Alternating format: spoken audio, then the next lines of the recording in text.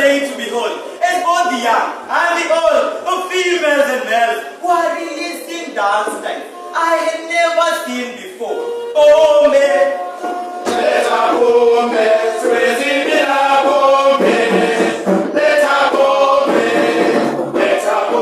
My dear audience, even my father, Mr. Obamfumbe Sr., was dancing in a manner I had never seen before. If you are new to the compound, you will have thought he was 316. It was the first time in 19 years that I had seen my father smile. Coincidentally, I was 19 years old. My father was the happiest man on earth. Imagine, you could see his molars, his premolars, and even his postmolars. Mr. Obamfumbe Jr. had successfully attained the Red Sea. Hence, it was a proud moment in our village. As for the past 25 years, nobody had managed to attain such a grade. Even my father, the so-called wise man, Mr. Obamfumbe Sr., did not manage to attain such a grade during his times. Despite attaining such a grade, my parents could not afford the fees to take me to college. Hence, pleaded with the villagers to support me through a fundraiser. Harambe.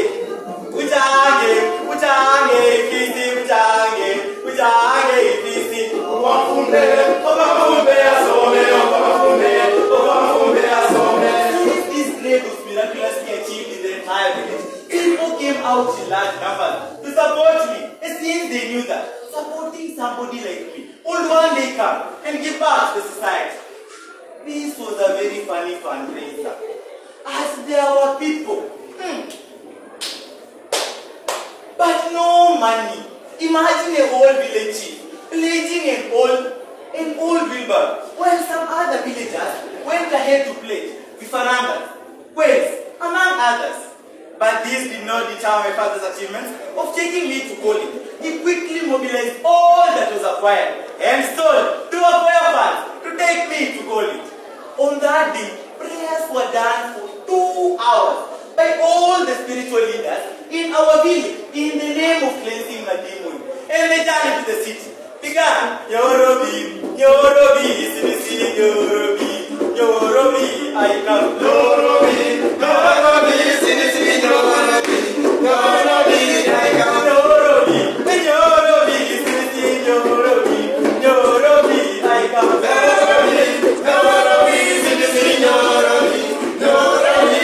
Ladies and gentlemen, or gentlemen and ladies, whichever you may prefer, after 8 hours of social distancing and wearing of face masks, Mr. Obamfumbe Jr. successfully landed on Nairobi City, where I met my uncle, Webogulu, a.k.a. Web Bush, who was vying for women rep in the just concluded election, but lost. We quickly boarded another vehicle to Shisokori town while I was being loaded with heavy advice. Having 30,000 in my pocket, I had never felt so alive. 2 voices kept fighting in my head, one reminding me of my father's serious advice.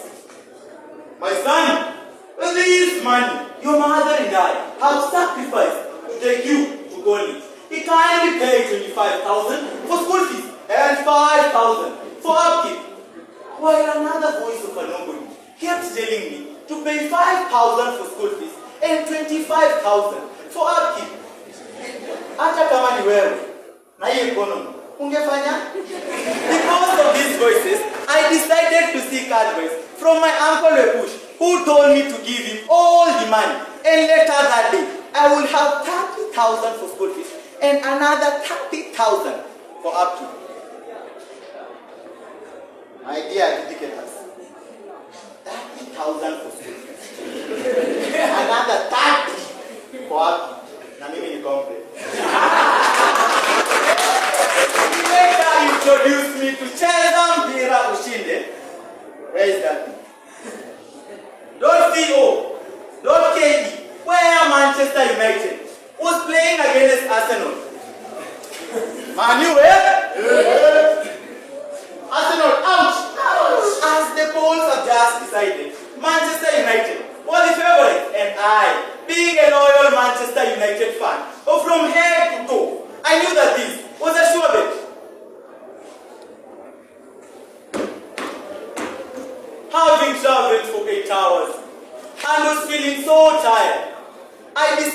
sleep with confidence that Manchester United will win the game.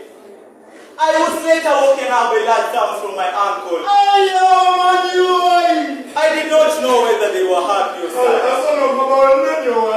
Or happy and sad at the same time. After further investigation, I realized that Arsenal had come from behind and won the game. I felt like crying and smiling at the same time.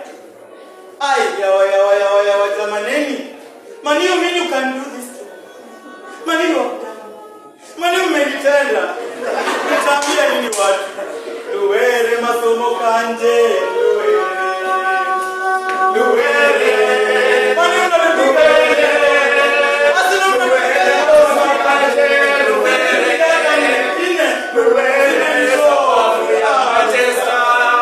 And due to the opaque nature of this result, I fainted. Was taken to hospital. Woke up and fainted again. If I had only listened to my father's advice, none of these would have happened. The newspaper got to our village. My father told all our dogs to walk by a fast down to the city, where he was very angry with me. He made efforts to take me and my uncle to a guiding and counseling center where we managed to reform. I was later told by a friend of mine that all was not lost as the government was releasing some funds to all the students in the college to cater for part of the fees and that I could apply for a study loan to cater for the remainder. They say, they say,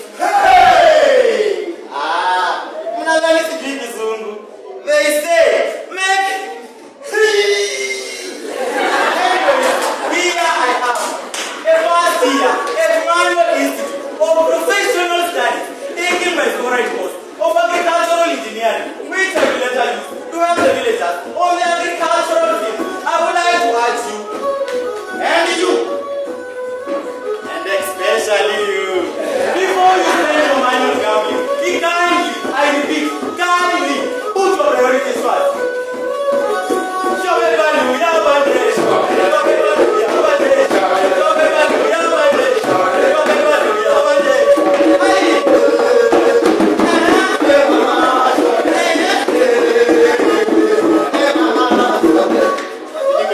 wake up and